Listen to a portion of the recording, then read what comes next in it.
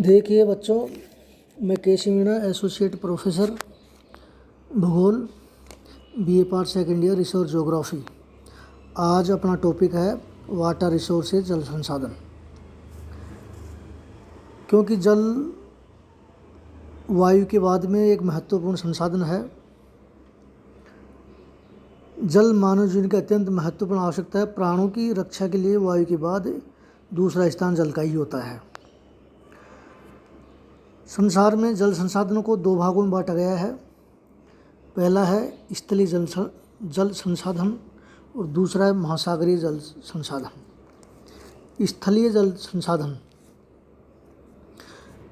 स्थलीय या आंतरिक जल संसाधनों के विभिन्न रूप जैसे नदियाँ, नहरें, झील, नाले आदि होते हैं।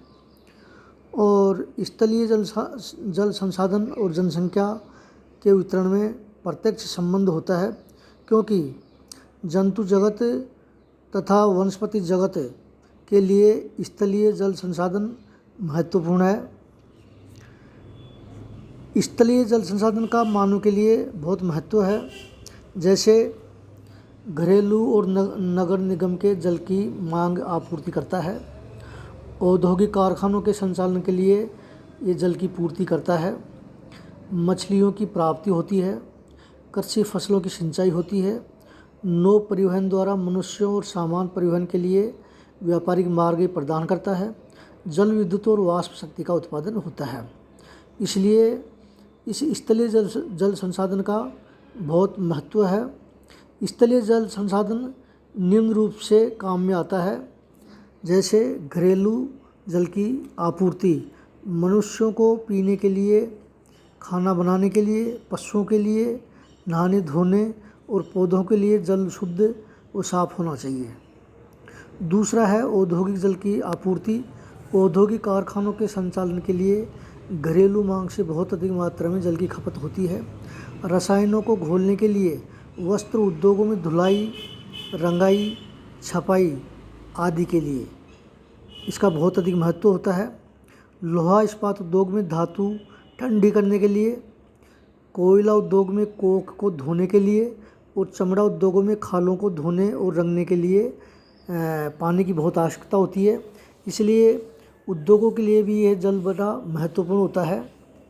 तीसरा है मछली उद्योग। नदियों, झीलों और तालाबों से छोटे पैमाने पर मछली पकड़ी जाती हैं, जिससे ये मानव के खाने के, पीने के लिए काम आती हैं। और संसार में बहुत अधिक जनसंख्या मछली खाने के ऊपर डिपेंड करती है। चौथा है कृषि फसलों की सिंचाई। संसार की जनसंख्या का सबसे बड़ा भाग पूर्वी तथा दक्षिणी एशिया में रहता है। इन भूभागों में वर्षा में कम से कम 2 कृषि फसलें होती हैं, जिनमें से अधिकांश सिंचाई पर निर्भर करती हैं।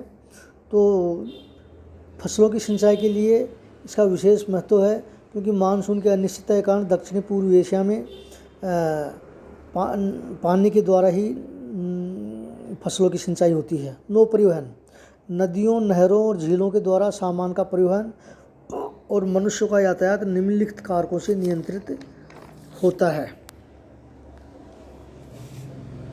नदी या जलराशि के बहने की दिशा, नदी या जलराशियों में जल की मात्रा, जल की गहराई और चौड़ाई और नदियों के मार्ग में परिवर्तन। नहरें, नदियों, झीलों को परस्पर जोड़ने के लिए नहरें बनाई जाती हैं। जिन प्रदेशों में भूमि की बनावट के कारण नदियों द्वारा नौ परिवहन में बाधा होती है, उसमें नहरों द्वारा अबाध परिवहन होता है। वाष्प शक्ति तथा जल विद्युत का उत्पादन।